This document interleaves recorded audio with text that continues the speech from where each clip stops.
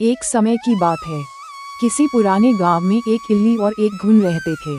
दोनों लकड़ी के एक पुराने तख्ते में साथ रहते और आपस में रोज बातें करते। समय धीरे धीरे बीत रहा था कि एक दिन पवित्र कार्तिक मास आ गया, वह महीना जिसमें भगवान विष्णु की विशेष पूजा होती है और जिसमें स्नान, दान और भक्ति का अत्यंत महत्व बताया गया है।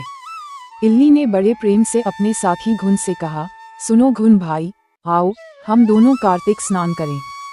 कहते हैं जो कार्तिक मास में स्नान करता है उसके सारे पाप धुल जाते हैं और उसे अगले जन्म में बहुत सुख मिलता है।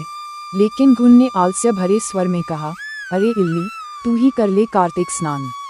मुझे तो ठंडे पानी से डर लगता है, मैं तो यहीं रहूंगा, बाजरा खाऊंगा और ठंडा पानी पीऊंगा।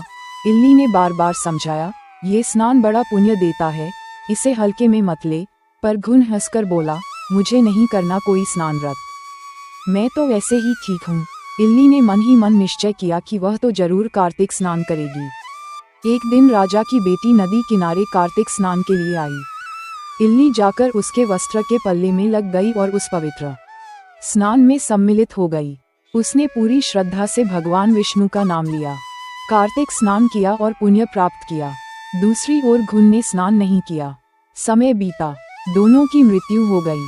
पुण्य के प्रभाव से इल्ली ने अगले जन्म में राजा के घर एक सुंदर राजकुमारी के रूप में जन्म लिया।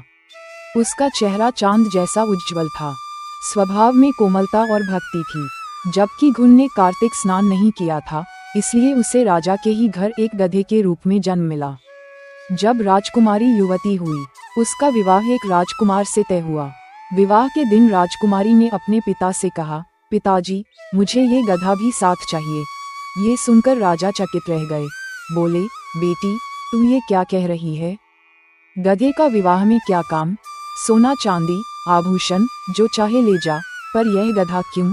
राजकुमारी ने दृढ़ स्वर में कहा, मुझे ये गधा ही चाहिए, मैं इसके बिना नहीं जाऊंगी।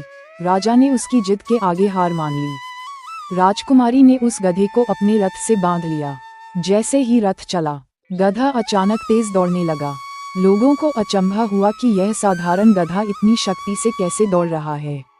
जब वे महल पहुंचे तो राजकुमारी ने गधे को नीचे बांध दिया। जब वह नीचे उतरने लगी तो गधा बोला, मुझे पानी पिला दे।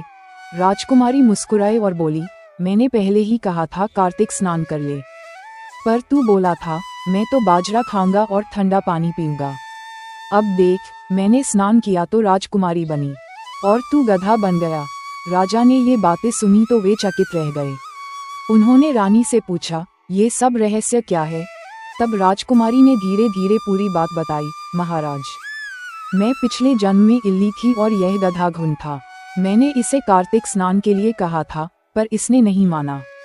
मैंने स्नान किया और भगवान विष्णु की कृपा से आज आपके घर में जन्म लिया, जबकि यह उसी घुन का पुनर्जन्म है। ये सुनकर राजा भाव विभोर हो गए। उन्होंने कहा, यदि कार्तिक स्नान इतना महान फल देता है तो हम भी इसे श्रद्धा से करेंगे। अगले ही दिन राजा और रानी दोनों ने सूर्योदय से पहले पवित्र नदी में कार्तिक स्नान किया, भगवान विष्णु का ध्यान किया, तुलसी दल अर्पित किया और दान पुण्य किया।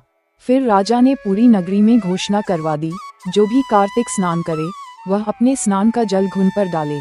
जब सब लोगों ने ऐसा किया तो उस गधे को मोक्ष प्राप्त हुआ और वह पुनः ईश्वर के चरणों में लीन हो गया। रानी ने हाथ जोड़कर कहा, हे कार्तिक भगवान, जैसे आपने इल्ली को पुण्य और मोक्ष का सुख दिया, वैसे ही सभी भक्तों को भक्ति, समृद्धि और शांति दें।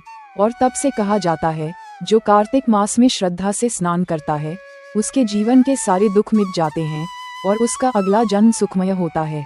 कहता न, सुनता न, हुकारा भरता न, महारा सारा परिवार न।